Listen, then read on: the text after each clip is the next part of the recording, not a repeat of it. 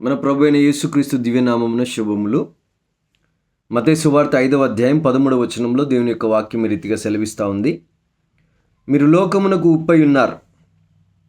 ఉప్పు నిస్సారమైతే అది దేని వలన సారము పొందును? అది బయట పారవేయబడిను, మనుషుల చేత త్రొక్కబట్టుకే కానీ మరి దేనికి పనికిరాదు. యేసు ప్రభు వారు ఏమని చెప్తా ఉన్నారంటే మీరు లోకమునకు ఉప్పై ఉన్నారని. ఉప్పు దేనికి ఉపయోగపడుతుంది అంటే అది రుచికి ఉపయోగపడుతుంది. ఉప్పు లేకుండా ఏ వంటకాలు కూడా చేయరు. తప్పకుండా ప్రతి కూరల్లో తప్పకుండా వాడే ముఖ్యమైన వస్తువు ఏదైనా ఉన్నది అంటే అది ఉప్పు మాత్రమే.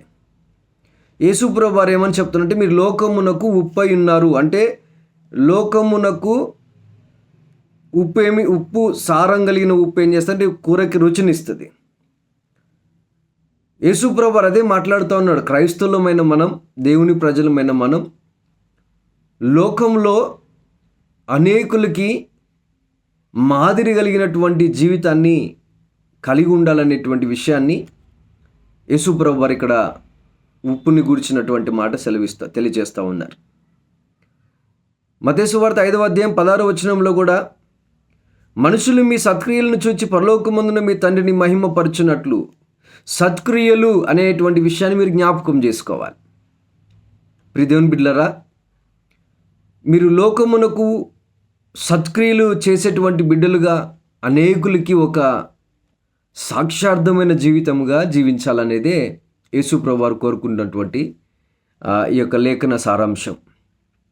మీరు లోకమునకు ఉప్పు రుచిని చూపిస్తూ ఉంది కనుక అంటే మన జీవితం అనేకులకు ఒక సాక్షార్థమైన జీవితముగా ఉండాలి అని, సత్క్రియలు చేస్తూ ప్రభువుని మహిమపరిచేటువంటి జీవితంగా ఉండాలని యేసు ప్రభువు వారు మనతో వాక్యం చేత లేఖనాలతో మనతో మాట్లాడుతున్నారు.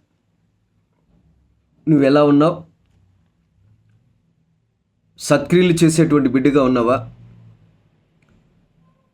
ప్రియదేవుని బిడ్డలారా, యేసు ప్రభువు రక్తం కార్చి ప్రాణం పెట్టి మనల్ని ఆయన విలువైన రక్తం ఇచ్చి కొని ఆయన గుణాతిశయములను ప్రచురం చేయడానికే ఏర్పరచబడినటువంటి రాజులైన యాజక వంశంగా చేశాడు. ఆయన సొత్తుగా మనల్ని చేశాడు కనుక ఆయన గుణాతిశయములు మనం ప్రచురం చేసి లోకమునకు మాదిరి కలిగిన జీవితం జీవించాలని ప్రభుపేట మనవి చేస్తూ విన్నటువంటి ఈ మాటలు మీ హృదయంలో దేవుడు కార్యము జరిగించునుగాక. God bless you.